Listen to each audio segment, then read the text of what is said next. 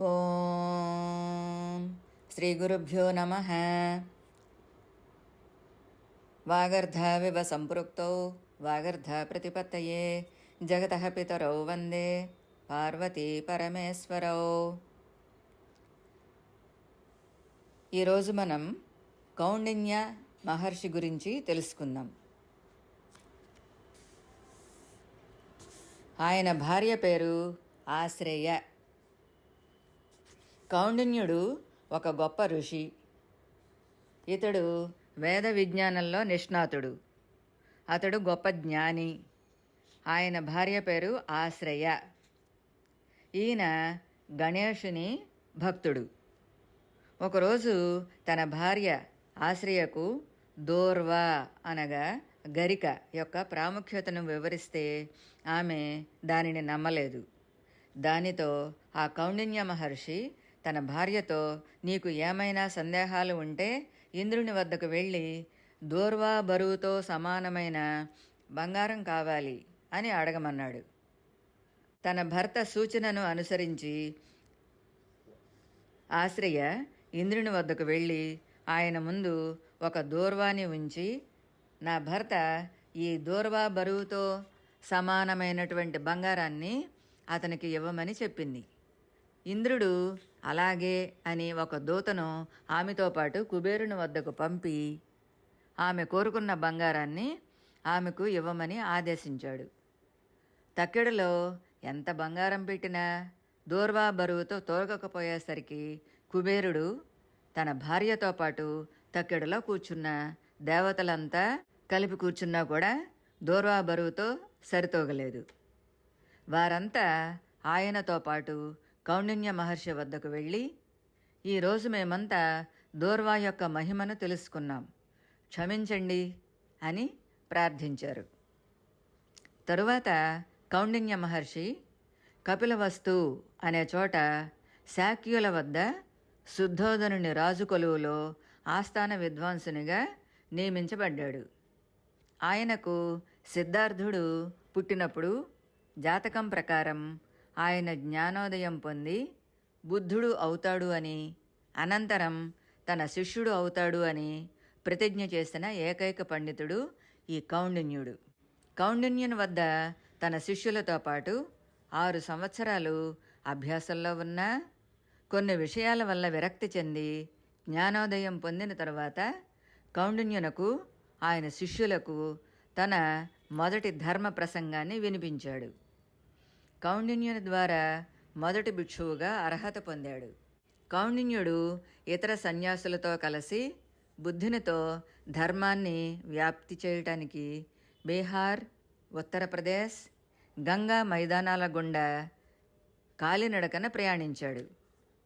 ఒక పురాణం ప్రకారం సూళ్లూరుపేటకు 103 కిలోమీటర్ల దూరంలో గల మన్నార్పోలూరు అనే చోట శ్రీకృష్ణుడు ద్వంద్వ యుద్ధంలో జాంబవంతుడిని ఓడించి అతని కుమార్తె జాంబవతిని వివాహం చేసుకున్నాడు.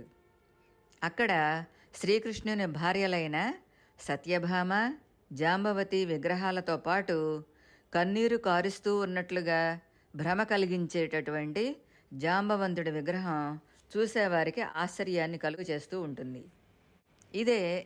ఇదే కాకుండా అడవి ఖర్జూరం యొక్క రసాన్ని సంగ్రహించి పులియబెట్టి సురాపానంగా చేసి దేవతలు, యక్ష, కిన్నెర జాతులకు, రాక్షసులకు, మానవులకు కౌండిన్య ఋషే ఈ సురాపానాన్ని తయారు చేసి ఇచ్చాడు అని స్వయంగా పార్వతీదేవి చెప్పినట్లుగా తెలుస్తోంది.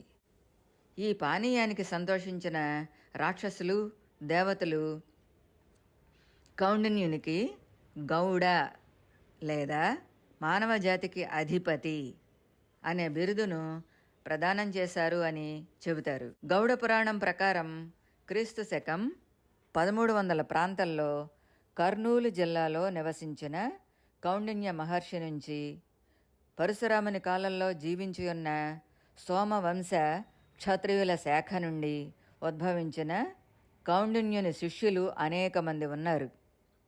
వారంతా జమదగ్ని భార్య, పరశురాముని తల్లి అయిన రేణుకామాతను ఆరాధించేవారు అని తెలుస్తోంది.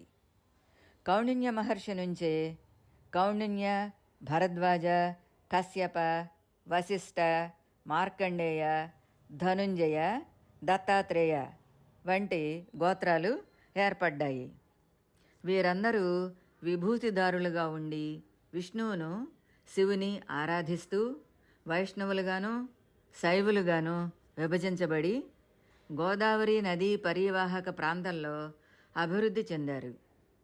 చాలా కాలం క్రితం బ్రహ్మ, విష్ణు, మహేశ్వరులు వచ్చి కోలార్ జిల్లాలో బెంగళూరుకు 105 కిలోమీటర్ల దూరంలో గల కొట్టలి అనే గ్రామంలో గణేశుని ఆలయాన్ని ప్రతిష్ఠించినట్లుగా చరిత్ర వలన తెలుస్తోంది.